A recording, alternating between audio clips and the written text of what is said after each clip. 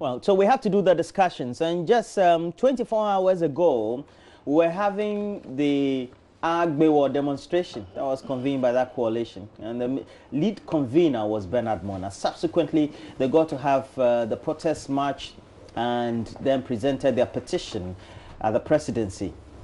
And that's a good one. The way presidency was also accommodative and receptive, and I'll say a good one there. Now, I have Nii Lante Vanderpuye. He's a member of the NDC, but also a member of parliament for the Odododio constituency. Thanks for joining me. Thank you. Happy New Year. Many happy returns. We haven't met this year. Have we? No, we haven't met personally. Yes. You have a funeral? Yes. Which one? Gashon, Harry Gashon, is a brother to one of our executive members in Odododio, Antiaku. A lady who has done enough for the constituency. She set up a school which was giving free education to the needy children in the area. She goes with a bus to pick all these little ones from Abuloshi, Old Fadama and the rest, and bring them to school, sew dresses for them. So she's been a wonderful lady in our area. She supported us very much. And the brother passed, and we all want to go and support her to mourn the late brother. Well, very good. And I have to say that 24 hours on, were you at the demonstration? Yes. Okay. Were you expecting me to stay away? Well, maybe you had other exigencies or schedules. Well, which other exigency were much more important than this one? This one was important? Very, to me, it was the most important thing in yesterday. Who is killing who? It was the most important thing in the whole of yesterday in this country. The government of Nana Akufo-Addo is killing Ghanaians. In what way? In what way? That can be true.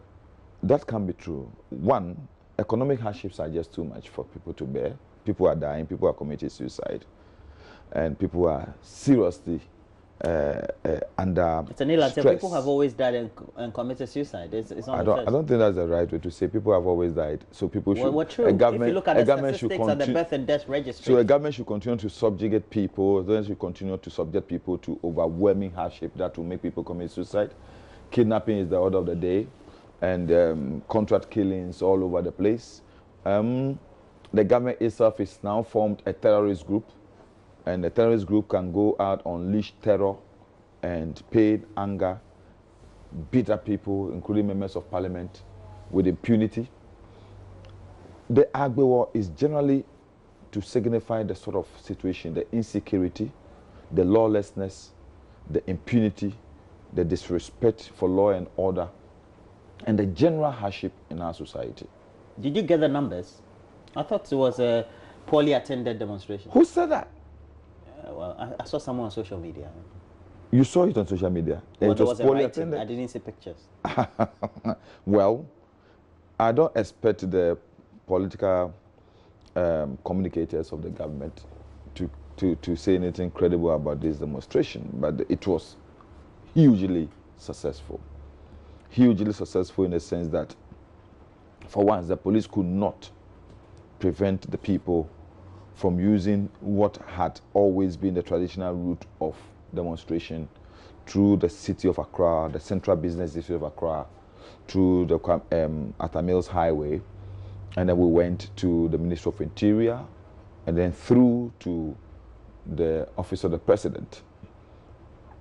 The sheer number of people who poured out, what even touched me was the fact that it wasn't only Ghanaians. Foreign nationals in the country were part of it. We saw 3-4 foreign nationals in the group. Disabled persons, old ladies, old men. Generally, a cross-section of Ghanaians were on the streets yesterday, and people were happy that they were on the street. What significantly touched me was the fact that as we were marching, workers in their offices poured out into their windows, giving us support, cheering us on. Market women virtually left their wares, came to the roadside, were very happy, and were saying that they are dying. Wogbo, yewu. Especially when we got to a place like Katamanto. All these ladies who are selling by the roadside were shouting, yewu, yewu, afide yewu, yabre, yenu yehon, yenu yehon. You understand? You understand some P? We've regretted. We are dying. So It tells you about the despondency in the society. People are so much under stress, people are so much under pressure, people have lost faith, people have lost hope, and people are generally unable to bear the hardship in our society. Yesterday I got a certain refrain based on what the commentary was as our lead correspondent Nancy Amefajradosi was interviewing some of the protesters. Okay, the numbers were huge. Yeah, I can see now. All right. And people were spread on the main road because the police did well by virtually blocking traffic. So people were spread on the whole road, and you can see how big that road is. And the refrain was that there's some sense of general insecurity in the country. That cannot be true. Roland, let me ask you, do you feel safe driving all alone to your house in the evening? Well, do you feel safe in your home? Maybe you have a high security home. Oh, how? You are the MP. I'm just asking. Oh, MP. No, because look, if MPs, JB Dankwa died, you have Sam George today being attacked by people with the police there, and the police couldn't effect any arrest. So you have 4 people within a month being killed in their houses. We have kidnappings up to today, unresolved kidnappings. We have situations where virtually a group of bandits have been armed to the teeth, well costumed, against a poor-looking dressed police officers in the country. People are going to the days of Idi Amin when we are having a special presidential force, you know, who are well kitted, well resourced than the normal and the legal security agencies in the country. The invisible forces, the Delta forces we saw the last time, were more kitted than even our armed forces. Yes, you saw the guns they were using, fresh guns. They were using fresh guns. They had the gear, they had the mask, they have the head protectors, they have the body protectors. They look at the shoes they were wearing, combat shoes. Look at the cars and the trucks they were driving. The army and the police don't have those things. We have policemen who are put at designated points and they don't even have weapons. The weapons they hold, sometimes they shoot, they don't, it doesn't fire. And these people have weapons, and these people are well treated. Have you seen some of their videos? They have cars, they enjoy life. They go to swimming pool, they enjoy life, they go to places. They are living lavishly. Lavishly, they are living lavishly because they are well catered for. While our regular security forces are languishing. Look, go to the Accra Central Police Station. Go and see the accommodation situation of the policemen there. Go to the barracks across the country. Like that. The government's posture. So that is what the government should be. All the government's posture towards that sort of arrangement. So that is what government should be looking at, and not Keith bandits. Some of them armed robbers, known armed robbers. Keith them. Do you know any of them who are said to be armed? I know the guy who slapped Sam George. We've known him to be an armed robber who have domiciled in my constituency at Old Fadama for some time. He was being pursued. He ran to the north. He hid himself, and he came down when there's a change of government. He supported the people to harass and beat up and kill some NDC members in Old Fadama. You have evidence to show that? Why not? Who? We know him. We have always known him. He's the son of the late chief of Nanton, the one who slapped Sam George. We know him. And just yesterday we've heard that he's been involved in assault and death of a young boy at Soweto. And the police are being given the pressure to release him and not to prosecute him. But we'll follow that case and we'll pursue it. Again, you said what?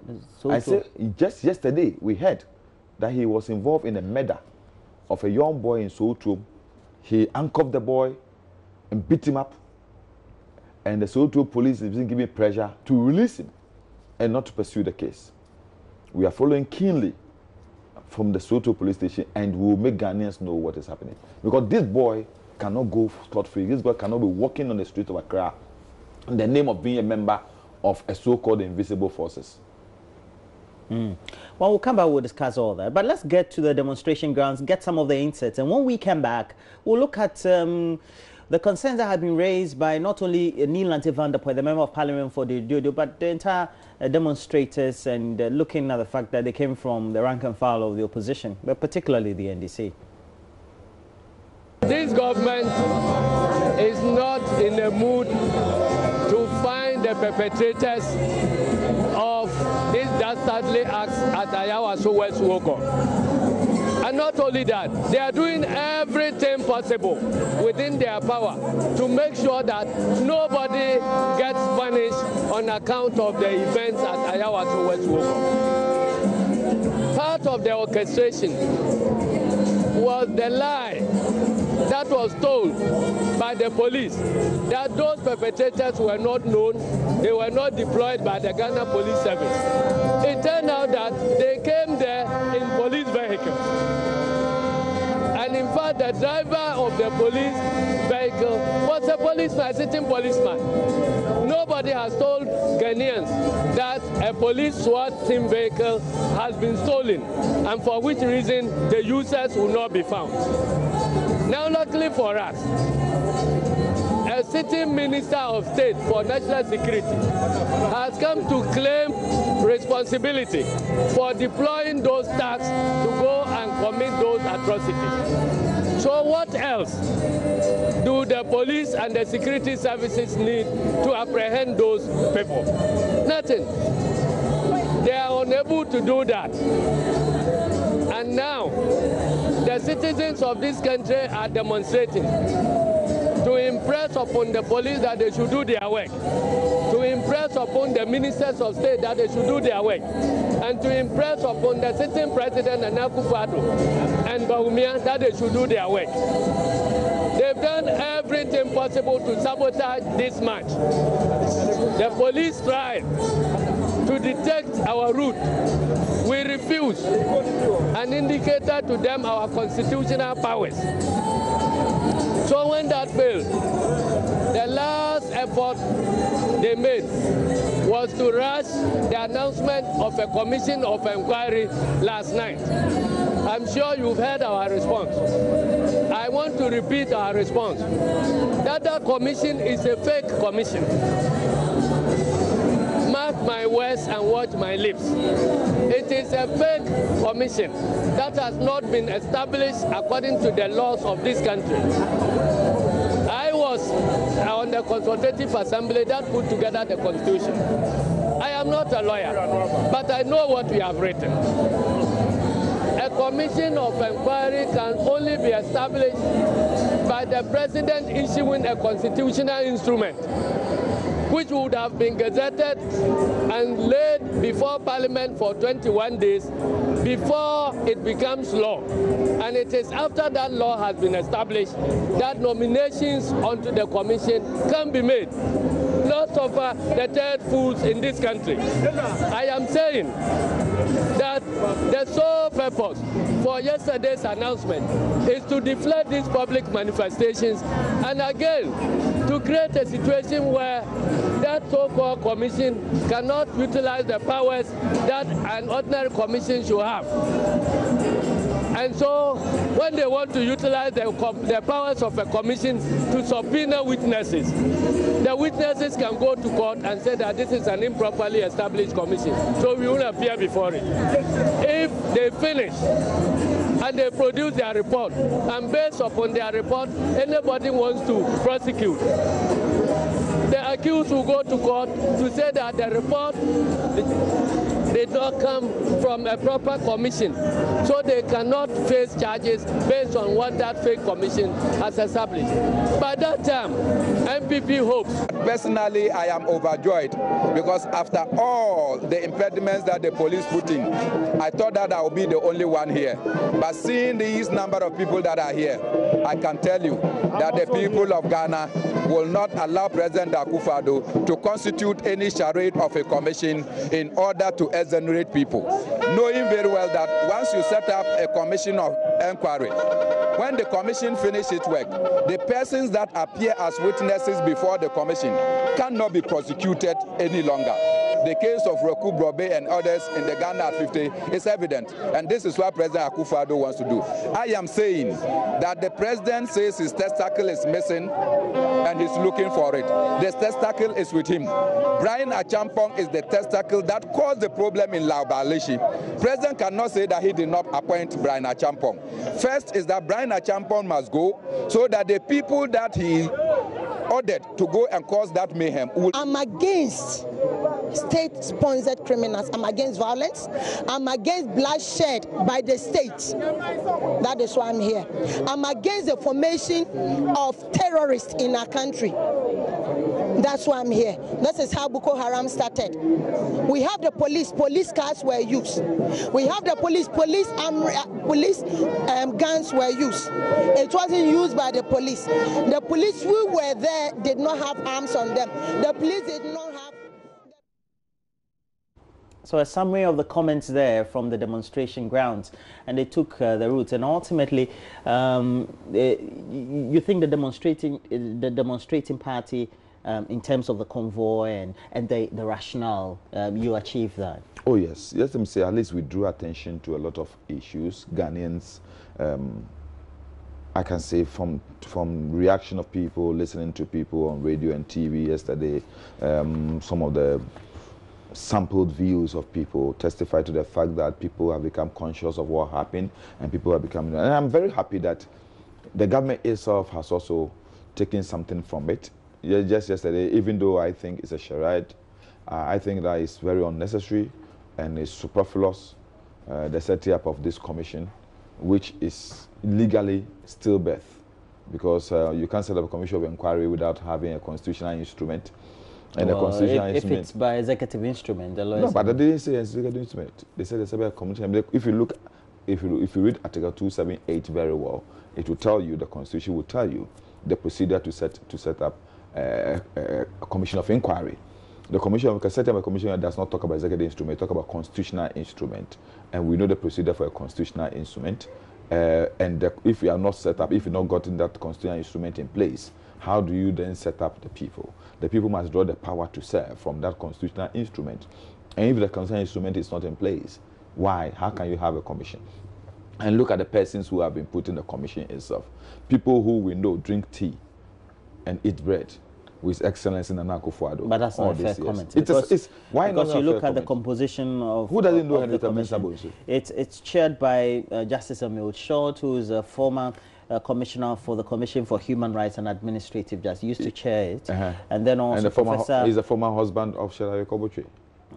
Professor Henrietta Mensa-Bonsu. Who has always known her husband, Dr. Mensa-Bonsu, close confidant of Nana Akufo-Addo. And then we have Patrick Echampong, Patrick Ike Echampong. You know Patrick Ike Echampong was the IGP under President Kufuor. What's wrong with that? And Abuchi is a secretary. Yeah, he's the only person we can look at and say that he has been very objective. His analysis is... But the rest have not been objective. No. They're very tainted with MPP. Very tainted with MPP. I see. It's just like asking... That's not a fair comment. It's like asking Jay Mensa to oversee an election.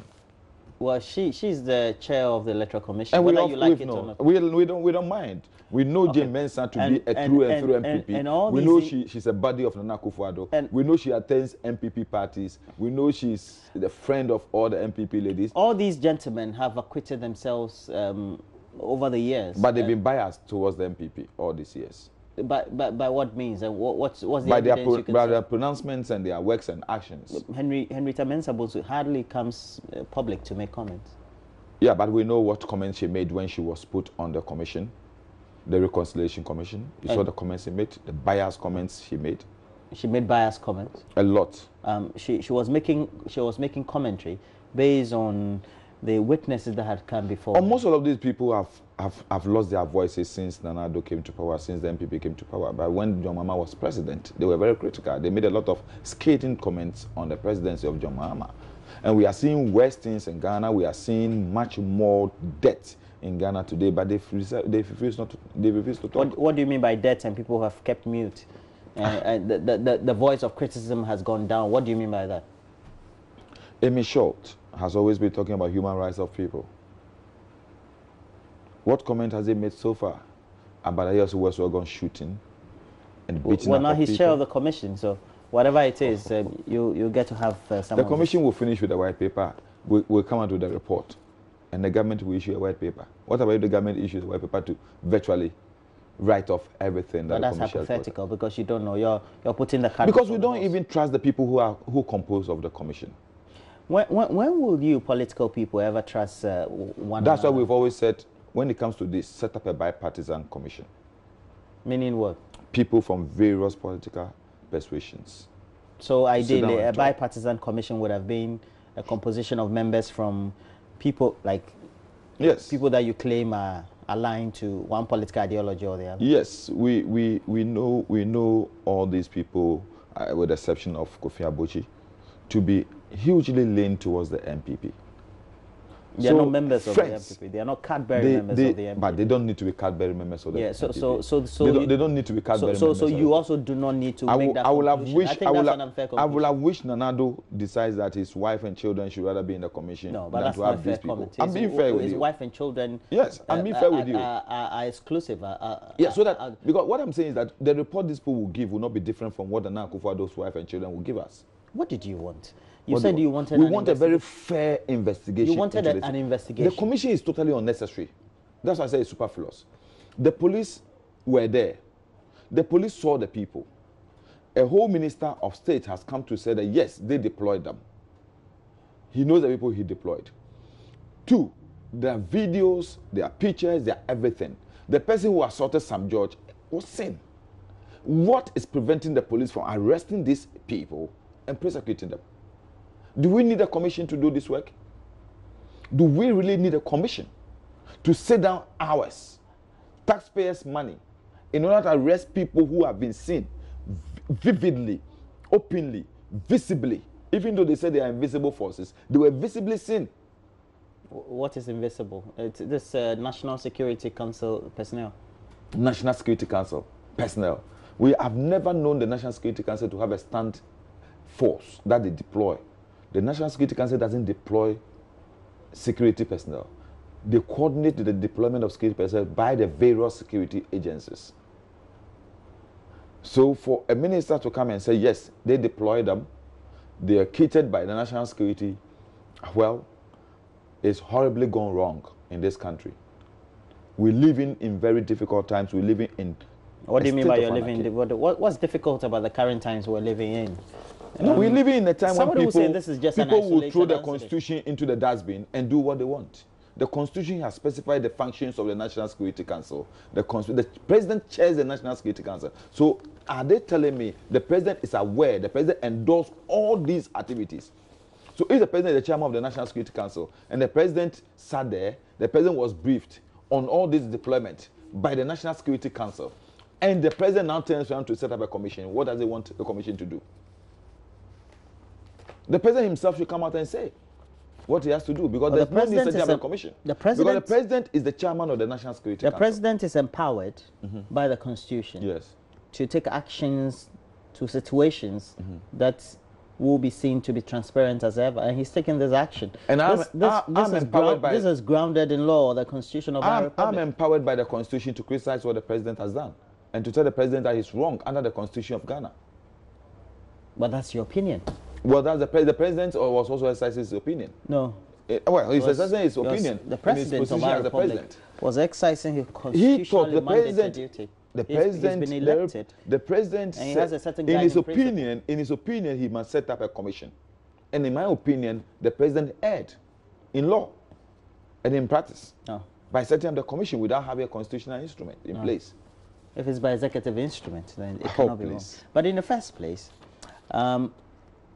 ultimately, this commission will sit, and you have no choice than to take what the report and subsequent white paper will be. In fact, we are even discounting what their report will be in the first, because we think the setting up of the commission is totally unnecessary. Totally unnecessary, waste of time. We are saying that police, when cases are reported to them, don't need a commission to effect arrest and prosecute. We've reported a case to the police were there, they saw the people, a minister has come to say that, yes, I know the people, I deployed them. So the police doesn't, Ghanaians don't need a commission. Ghanaians don't need a commission to be able to unravel this if it is a mystery at all. Because the fact still remains that these people were seen. These people, do you know? You were there. You were a reporter. You were there. I was just a reporter. And you saw what happened. And you think that we need a commission? Do you think to be able to? Can you ascertain whether any of your members who were present and were at the center, especially Sam George, would appear before the commission since you're taking this position? Well, I cannot speak for Sam George, and I don't think the party is yet to take. I have not heard the party taking a stand on this. Individuals in the party have criticized the formation of the commission. They've really discredited the formation of the commission. But I've not seen a party position yet. I'm hoping by today. We've had your general secretary make a statement that he doesn't think the commission is important. He doesn't take it necessary. That's his opinion. Yes, that's his opinion. For now, the party, if there's a party, the party will issue a statement. And I think we in the minority have also said too that we don't also think that the commission is necessary at all. What we think should be done is simply the police going out there, knowing the people, and arresting all of them, disarming them, collecting all the guns and the weapons they have from them, and getting all those gears they having from them and giving it to the regular police. And the police putting them before the court and let the court determine their fate. Well, we have to move on, but it's also related. Subsequent to that, we have on the front page of the Ghanaian Times, it says the national security talks underway with political vigilantism, armed robbery, kidnapping, contract killing high on the agenda. And the story continues, says the dialogue is organized under the auspices of the Ministry of National Security and is the third to be held under the current administration. And in attendance were heads of the various security agencies, including the Ghana Armed Forces, the police, we have immigration, the prison service, and the Bureau of National Investigations. And Kojo Ponkroma, the Minister of Information, was briefing the media and said even though other issues of security concerns were on the table for discussion, the insecurity posed by the increasing political vigilantism was the main issue of concern. And said it was expected that there will be a roadmap that will be fashioned out at the end of the day to help deal with some of these lingering issues at the end of the sitting. And he says the president is committed to ending this canker. He feels the unfortunate incident which took place last Thursday during the Ayawaso West Wogong by-election present the opportunity for the country to deal with the issue once and for all. Well, he's given us the indications. Now, on the issue of national security and the dialogue that had been convened, that's the best way to go. Seriously, the hypocrisy of this government is hugely, What do you mean by hypocrisy? You see, I thought they were the ones who said there is no insecurity in the country. That we political commentators were making, were building, let me say, mountains out of handtails. They made so many disparaging remarks about our criticism of the situation, of the current security situation in the country. Why did they now set it up? He said this is a fair they are holding within 2 years of the government. And I know the IGP has done more than 5 reshuffles in 2 years. It tells you the sort of incompetent security arrangement under this government. Do you know what is worrying the government? The government has constructed a security architecture that is not making anyone responsible for anything. I don't get you. What do you mean by that? We have the Minister of National Security. We have the Minister of State in charge of National Security. We have the Minister of Interior, Minister of Defense, National Security Coordinator.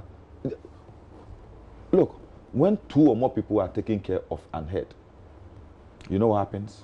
They go missing. You know, because who is doing what? I'll be waiting for Roland to make sure the animals have come home. You also will be expecting me to make sure the animals have come home. We end up leaving the animals in the bush. That's what is happening with this government. Too many cooks in the kitchen. And so everything is messed up. And the president is not seeing it. I think the president should sit down and critically restructure his security arrangement, security structure we have in the country, and so that we can make people responsible.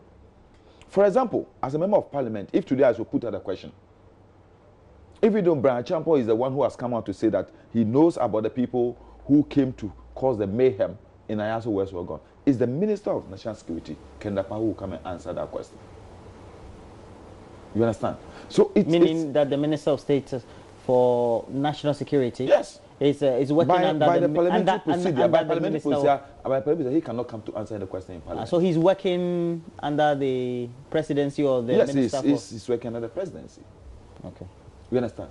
Because I know knowing the sort of work the national security does, I don't think Kendapa, with all his experience, will want to retain a standing security that could be deployed at any time with the sole purpose of going to beat up people, random shooting, indiscriminate shooting, and cause death, fear, and panic at a by-election. There was no death reported. Have you heard what the hospital administration have just said? Is it this morning? That if that guy's leg is not amputated, he will die. That's not death. About what I mean, impending death. It's been maimed. Impending death. Because that's the if he's not amputated, he will die. That's what they've said. They said, do you know how many people have gone through torture? How many people have gone through trauma the few weeks after the by-election? Which few or weeks? A few days after the by-election. We've only had a week. We had a week. We are in the second week. Yes, that's the second week today. Yes. So let's not underestimate. But this dialogue is important. Having a dialogue in which we have the IGP, the police. The dialogue is important because maybe it will help the government now to restructure what they have supremely incompetently created.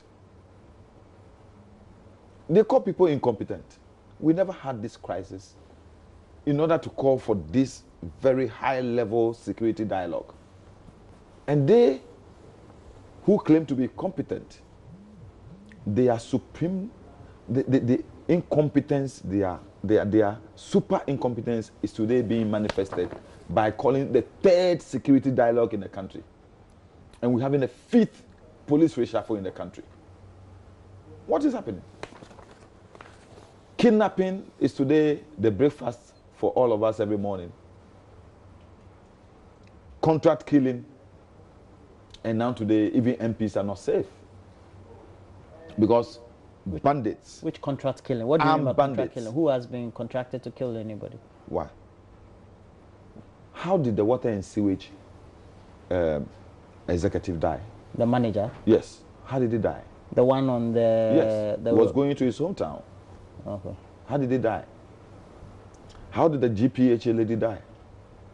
She went for a program. She came to a house which is supposed to provide her with the sort of abode that she needs. She's gone. That's contract killing. But how did it? Why? Somebody hated her so much that the person just killed her? Is that what you're telling me? How did Ahmed Swale die? Ahmed Swale. Did he die naturally? According to the report, people kept almost a vigil, waited for close to 2 to 3 hours. They parked somewhere, waited for him, came out of his house, followed him, shot him, and when they thought that he had not died, he drove the car. They followed them to finish him up. Is it not only contract killers who do that? What sort of scenario again can you use to describe such a killing? If people have not been contracted to finish him, they will not have finished him. If they just want to hurt him, after the first shot, they would have allowed him to go. They would have run away. But they followed him to finish him because they had a job to do. We cannot live in this country and pretend like ostriches bury our head in the sand and say that we are secured. We are not secured. People are feeling unsafe. People cannot allow their girls, their daughters to go to school in the Western region in Takoradi anymore. They follow their girls to school, go to pick them. Because they are just scared of what is happening in the country. Is that the situation, or you are imagining it? You see, I'm being realistic here. I'm a Ghanaian. I'm very concerned about life. I have 4 daughters. I'm very concerned about their lives. You'll be concerned if your daughter should get admitted at a school in the Western or Central, that route. Do you know people are withdrawing their daughters from schools in the Western region? No, unless you have to tell me, because that is what is happening. That's what people are going through. Who told you that? I have about 5 people who have told me they've withdrawn their daughters from school in the Western region and Central region and gotten them close to them. They've even turned their children to day students. They follow them to school. and make sure the drivers drop them, drivers bring them back home. Roland, if you have a daughter, maybe one, you'll be extremely cautious to just allow her to go out anyhow. You don't follow her, you don't track her, you don't monitor her movement now. Hitherto, you didn't care about that because the security situation in the country was much more conducive. Today is gone. We virtually don't have any security. Today when I go to work, I go to my constituency, if I'm not back home, my wife and children will not be happy. My wife will have to keep quick and make sure I'm back home. She will call every 30 minutes. You have a bodyguard? Should I say it here? No, don't. Every time I have people following me to protect me. And the angels are also there to protect me. I have a God in whom I abide, in whom I'm very confident of my security. And I have boys who also love me, and they think that I am their role model, and they will follow me and give me the protection I require every day. And those who have been telling them, if they want to follow me, the issue is that I don't walk alone. You sound like even though I'm not a Liverpool fan, I don't walk alone. You sound like you're an insecure man. If Ghanaians are insecure, then Nii Lante Vanderpuye is insecure because Nii Lante is a Ghanaian. Straight inference. It's logic. If other Ghanaians feel insecure, I'm a Ghanaian, so I feel insecure. Under the Nana Akufo-Addo government, I can never claim I'm secure. Kofi Kumsin said it. Who's the publisher? Yes. And the journalist? Yes. He said he cannot trust the security of this country into the hands of Nana Akufo-Addo. When did he say that? He will not sleep with his eyes closed. Where did you hear that? Kofi Kumsin said it on radio. He was interviewed. He said it. Do you want the tape? I can give you the tape tomorrow. Play it on this network for people to hear. Are you sure? There's a tape? He said this. Kofi Kumsin is a prophet. I've decided to call him Prophet Kumsin because he said it about 5 years ago. And it's happening. When he said Nana Addo was a candidate. When he said that. You're just creating the situation to mean that the president is somebody who is bad and no. care. The president is my friend. Yeah. So you cannot. He's been my friend. He's been my friend since I was 18 years. So don't make those conclusions. No, I'm talking about his competence to provide security for Ghanaians today. As a president, it is his responsibility to make sure we live in a secured and peaceful country. And so far, zero. His performance has been very abysmal when it comes to security of this country. It's obvious, every Ghanaian has seen it. People are not secured. What do you mean every Ghanaian? You mean only NDC members? Or? I said Ghanaians. The GPHA lady, was she carrying an NDC card? Ahmed Swale, was he carrying an NDC card? The Water and Sewage Managing Director, was he carrying an NDC card? The security of this country has nothing to do with NDC and PP. It has nothing to do with ABC, CPP, or PNC. The security of this country is about the people, the Ghanaians, who are being assured by the constitution of this country that they will have a president and whose responsibility it will be to make sure they live in peace and live in quiet and go about their normal duties without fear or favor. Nii Lante Vanderpuye is a member of parliament for the Odododio constituency. Thanks for joining us this morning. Thank you.